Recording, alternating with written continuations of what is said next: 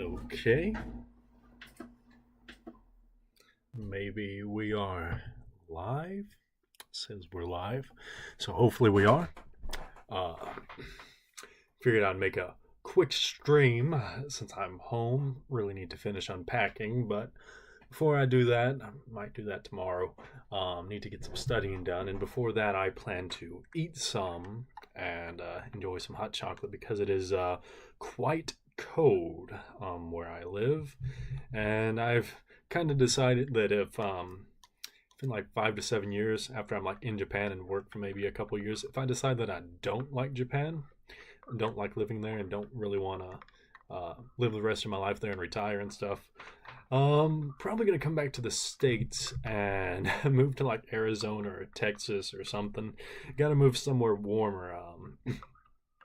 Uh, it's like it's cold here, and I hate the cold. Even though in Japan, it's like I'm planning to live in Tokyo whenever hopefully I can get a job there. Really would like to get a job there and stay there. Possibly get a house on the outskirts of Tokyo. But once we do that, well, if I make it that far, Tokyo still does get quite cold in the winter. It's almost comparable to where I live now. The seasons are about the same as far as like the summers being around as hot, around as humid, as to where I live now. Of course, spring and fall are about the same. I can't say for certain for winter because I haven't been to Tokyo in winter, but just from like googling like average temperature, it's for winter. It seems comparable to here. Whereas sometimes we'll get some weeks where it's like brutally cold. Sometimes it's all right. Sometimes it's warm. Like it varies a lot for the weather where I live, and it seems like Tokyo might be about the same. Um, but I figured I would talk about the JLPT since I guess I'm a veteran of it now, having taken it twice. Held N5 level, which I passed 2023. Yeah, 2023 is when I took the test, and 2024 is when I got the results. Passed that on my first try. The N4, I'm feeling about as comfortable as I was for the N5, maybe slightly less comfortable, and it's basically going to come down to about a coin toss, the same way it did last time for the N5, because last time and this time I just haven't had the time to grind listening practice, and that's really what the test is kind of going to come down to, I believe. Whenever I did the N4 this year, like yesterday, I did the test. Um, for the vocab portion of the test, I feel like I did well. I probably missed some of them because I had to guess on some of them. I'm going to get to some things that I found odd about the test this time. Maybe it's because my knowledge is just more about Japanese, or they had some weird things about it. But yeah, the vocab portion, I feel comfortable on, feel comfortable about the vocab for the JLPT N4. Got to the grammar and got to the reading. The first, because how the JLPT is, at least for like the lower levels, I believe N1 and N2 is structured a little differently than like 5, 4, and 3. Um, for these, it's basically three tests that you take, like three portions to the test.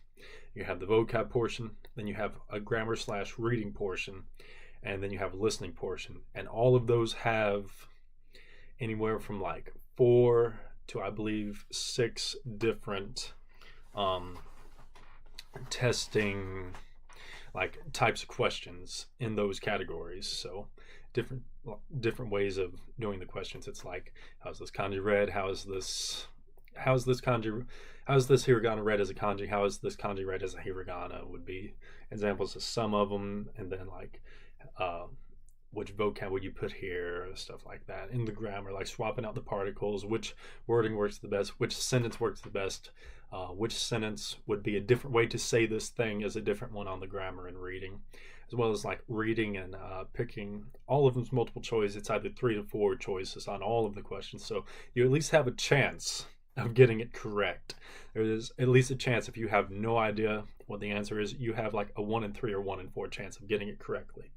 And there are definitely some of the questions where I had to use the process of elimination and basically took my best guess, especially on the grammar, the reading, the later portions of those, and the listening for sure, because my Japanese listening is quite poor, honestly.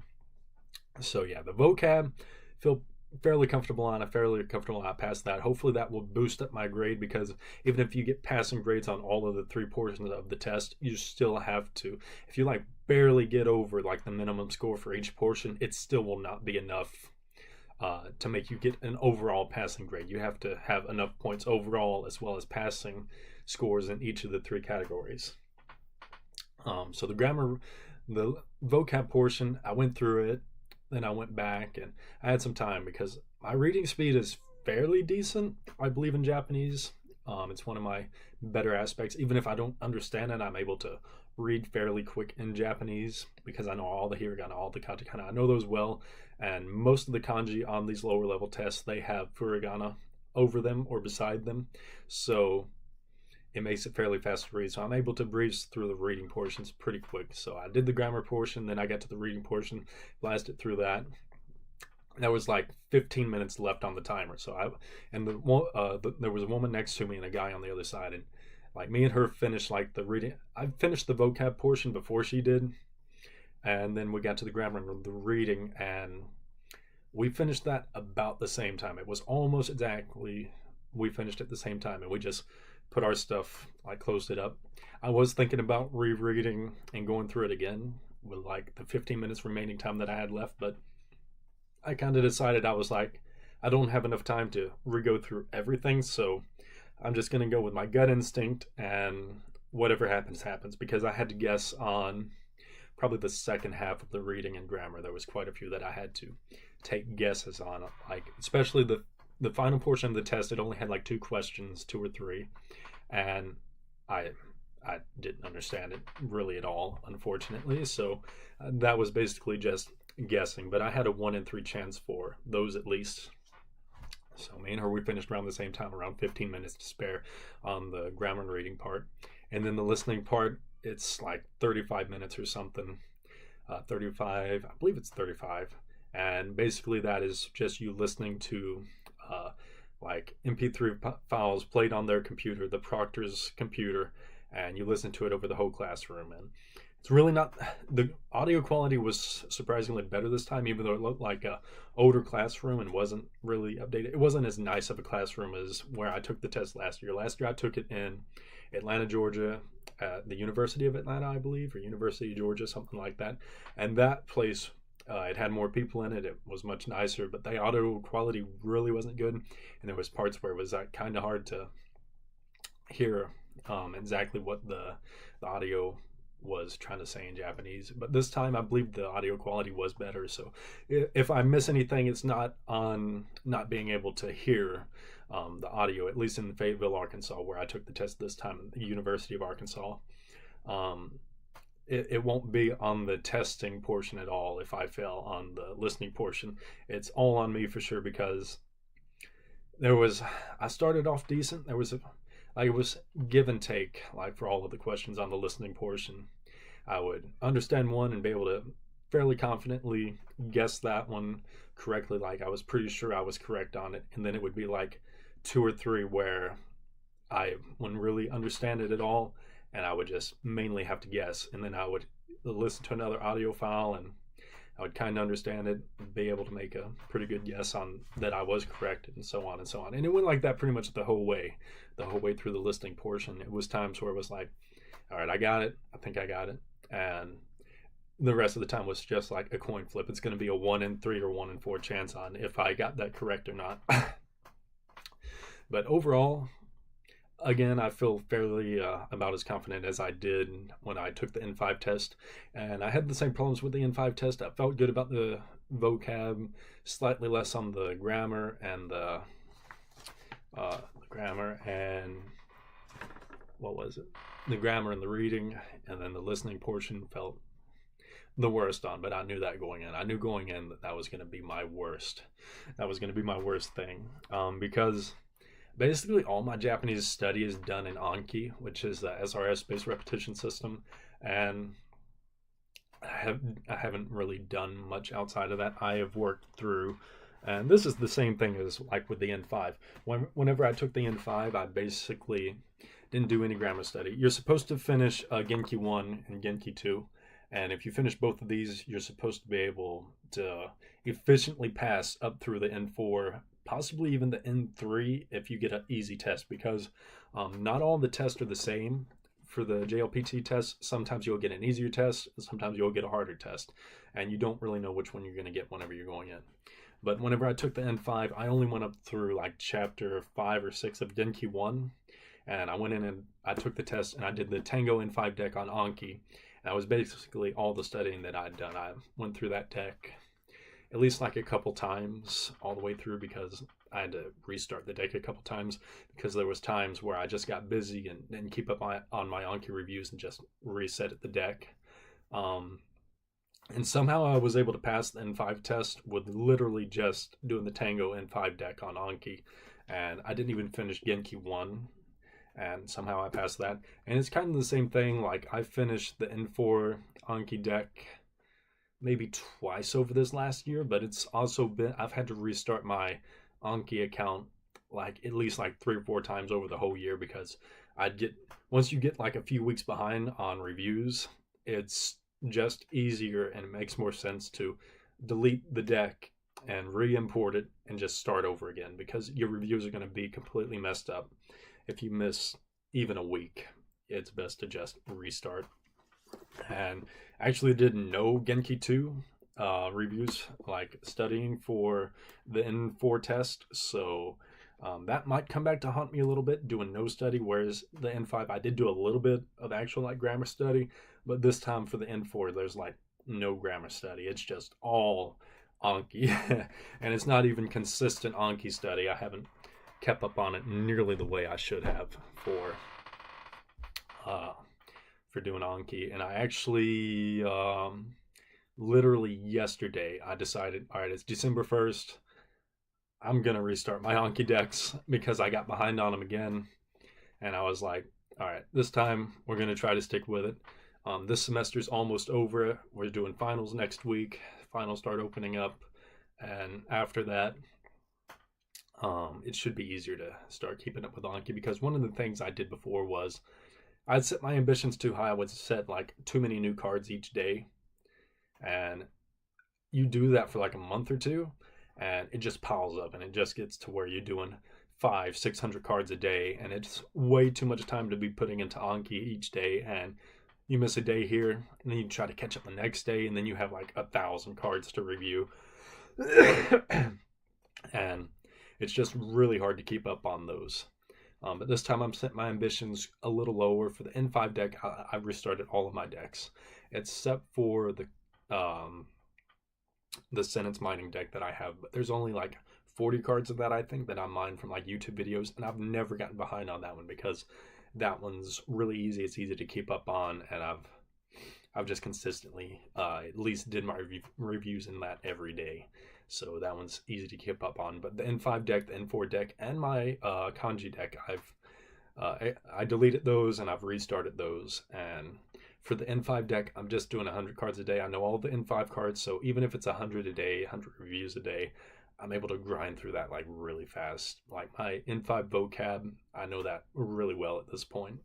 The N4 deck, I'm doing 20 new cards a day. I'm gonna try to keep that up through this month, hopefully, and I will see how the reviews compound, and I might keep that up indefinitely, because there are people that do even like 30 or possibly even more like new cards a day for like unknown vocab. So doing 20 should be doable. I'm not sure if I'm going to restart the kanji deck right away. I need to get through the RTK deck, but I don't want to put myself too far behind before this Japan trip. I might wait until like the new year and do it. It only takes like 3 to 4 months to do RTK, and I've made it to like 1200 kanji before, which is like over halfway. So I know I can do it. It's just hard to stay consistent at it whenever you have so much to do. It's so much. I don't see how some people do it. I guess it makes sense because I know people that have done like full-time college and still passed the N1 in like 18 months.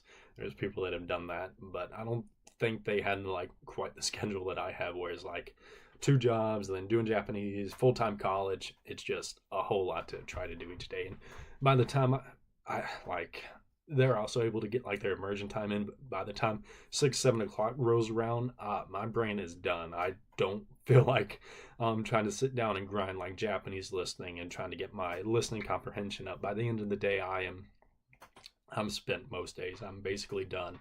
All my creativity, all my willpower is done. I use the first part of the day on weekdays to just try to get all my studying done, try to get my Japanese done, my college work done. Then in the afternoon, I try to get work done on my job. And then on weekends, I have my normal job that I have to do, where it's over 24 hours a week, every week, doing all-nighters. And it's rough going from a nighttime schedule on weekends to a daytime schedule during the week. But I'm most productive in the AM, so it doesn't make, I'm not able to, and plus I don't want to like never see the sun, so I can't do all nighters 7 days a week on end and just forever be like that. It doesn't fit with my nocturnal clock, my circadian rhythm. It doesn't fit with that at all. It's just I have to swap back and forth during the week, wake up at 5 or 6 o'clock a.m. and then on weekends just do all nighters, and that's basically what I have to do. But yeah, this is I feel pretty good about it this year. Well, I don't feel good about it. Again, it's basically a coin flip, but I feel good about the portions that I was able to understand, like the vocab portion, vocabulary. I felt really good on that, so I think that's probably going to be my highest score. And I believe, again, just like with my N5 test, it's going to come right down to like my listening portion. And if I was able to guess enough of the questions right, that's probably what it's going to come down to. Hopefully, by the end of next year, like I'm taking summer semester off next year. I think I'm going to take it off. I'm not planning to do anything because I graduate next May, and then I'm transferring to university, and I'll probably start university in the fall. Basically, I've been in college. I started in 2023, fall of 2023, and I did spring semester, winter term. Well, I did fall semester, winter term, spring semester, summer semester, and I went straight back into fall semester, which is what I'm in now. So it's basically been nonstop, just college grinding, because I'm trying to finish like as fast as I can. That way I can get to university and start working on that, maybe get that done. And it's probably going to take me over 2 years, especially if I go abroad. I'm planning to go to Japan and either want to do a semester or a year there, and it won't be like, I don't think it's going to be the full amount of credits. It's not going to be like your normal 12 to 15 or 18 credits per semester. I don't think I'll be doing that much there, because I don't want to spend all my time in like the dorm or with my host family or anything, depending on what I do whenever I'm staying over there. But yeah, I am excited for it though. I'm excited to transfer. Hopefully it'll be easier. I'm trying to get better at Japanese now because I'm going to be majoring in Japanese at university. So I'm hopefully getting ahead of the curve. Whereas right now I'm trying to keep up with like non-Japanese classes, basically all the required classes that you have to do in college is what I'm doing now. All the boring stuff really, and stuff I'm not interested in. But yeah, I just wanted to log on, do a quick stream. It could have been a video, honestly, but for things like this, I feel like it's easier to just stream and talk about, because if I were to film this just as a video, like off the cuff, I'm gonna be honest, I would probably just leave it on the GoPro. I have so many videos on the GoPro that I'd never put it onto the laptop and edit, upload. I've never done any of that to so many of those videos. But since winter break is coming up, and I'm actually going to get a winter break this time, these 6 weeks out of college before spring semester is going to be beautiful. It's the most amount of time that I'm going to have off of college since I started college. It's going to be amazing, and I'm going to try to catch up on some reading. I have Konojo Akurashimasu and Ao no Ako. I want to try to read those volumes that I have, maybe some more Japanese manga. I think I'm going to set the goal for this month somewhere between like 5 and 10 manga for December. I would love to read that many. I've finished 2 manga. I reread Yotsubato volumes 1 and 2. That's all of the earlier volumes I have. I also have another random volume I picked up in Japan just to read while I was there, like on the trains and stuff. But I'm going to try to read like 10 volumes this month. That's going to be amazing, and I'm going to try to catch up on some anime, definitely grind some listening practice, maybe get some Japanese YouTubers, watch those. Something I've been into with my little bit of free time that I have at night. Sometimes anyway, I'll watch some like Japanese YouTubers that go around and like show off bars and places to eat around Tokyo and other cities and Japan as well.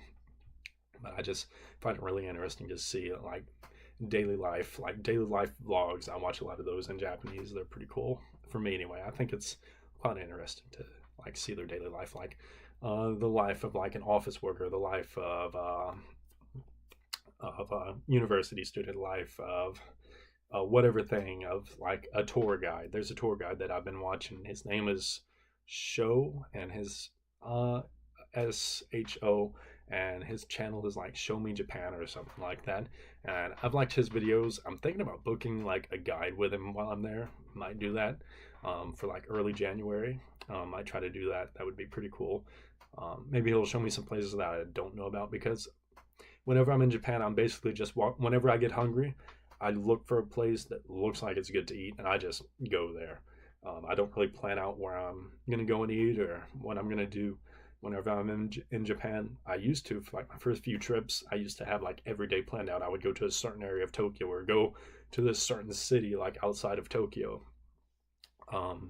And what stuff I was going to be doing there. I had my itinerary really planned out. Whereas these last couple trips, it's been just winging it mainly. It's like I wake up, I think about it, and I'm like, I want to go down to Kamakura today. I want to go down to the beach, and I'll go down to the beach. And I found a ramen place while I was down there, and I was like, all right, I want to eat some ramen after going swimming in the ocean. So I went and ate ramen after swimming in the ocean. Then I was like, I really feel like going to Hakone. So I went up to Okayama, and then I went to Hakone. I really like doing stuff like that. It's really cool. It's kind of like living there. It's living there, and it's like you have a day off work, and you're like, well, I don't have any obligations, so what do I want to do? So I just wing it a lot, and it'd be cool to actually like get some insight from an actual local. And like he stays in Shinjuku, I believe. So I would have it possibly show me around Shinjuku, maybe like some places that I haven't been yet. I don't believe I've been to Golden Gai, and that's like a drinking area of Shinjuku. I don't believe I've been there, or at least if I have, I've just walked past it. I didn't stop by anywhere in there that I believe. So it'd be cool to get shown around, maybe to some places that I wouldn't normally stop in. So that would be kind of cool to do as well. But anyway, looking forward to this month. Looking forward to finally a break. Of course, I'm going to have work. I got to try to catch up on work because I have my weekend job that I'll still be doing. And I have a lot of drawing to catch up on. That's like my second job. And I try to put like 4 or 5 hours into that on weekdays. And I have not been doing that because I've been busy trying to study Japanese as much as I can, and just college. And I've been falling behind on stuff because I've reached some points where it's been like burnout this semester, where it's like putting off college to last minute. Then I have to spend like the last 2 or 3 days of the week just trying to cram everything in. And I've also been sick quite a bit this last week and the week before. I've been sick with a cold, and like had a week where I was fine, but the week before that, it's like I had some type of, it was either food poisoning or something. I was vomiting for like 12 hours straight. It was horrible. That was rough. And so yeah, I've spent some time sick, and that's put me behind on drawing, being sick, and just trying to keep up on college mainly, and not doing nearly as much Japanese study as I really need to be doing. I also have been a little addicted to Netflix because I binged all of Squid Games, and I binged all of the Mr. McMahon documentary, and I watched a couple of other interesting things on Netflix because I've had that for a month. I bought that for the Jake Paul and Mike Tyson fight, so I've been trying to use that while I can. I'm deciding if I want to try to keep Netflix or not. I might try to keep it because they have a lot of stuff on there with Japanese subtitles. I didn't know if the English version had subtitles, like Japanese subtitles, or if I would need to use a VPN and like use Japanese Netflix. But the English version of Netflix, it does have Japanese subtitles. Not on all of the anime or all of the shows. There are some, like the quintessential quintuplets. That one doesn't have a Japanese subtitles option, and there Hajime no Ippo, that one doesn't have it either, I don't believe. There's been a few that I was wanting to watch with Japanese subtitles that didn't have them, so that's a little disappointing, but I still have a lot on there, especially now with college ending. I'll be able to like binge some anime like during the week and get some like listening and reading practice in, so I might try to keep Netflix at least a little longer until I exhaust their library that they have on there of things that I haven't seen, or maybe stuff that I have seen but I've only seen the dub, or I only watched it in like English subtitles, because I want to rewatch the entire library of all the anime that I've ever seen, but I wanted to watch it in Japanese, either raw or with Japanese subtitles only. So that's going to take me a while to do, and we're going to work on that as well. But anyway, I'm going to probably end the stream here. It's going on 3:30 p.m.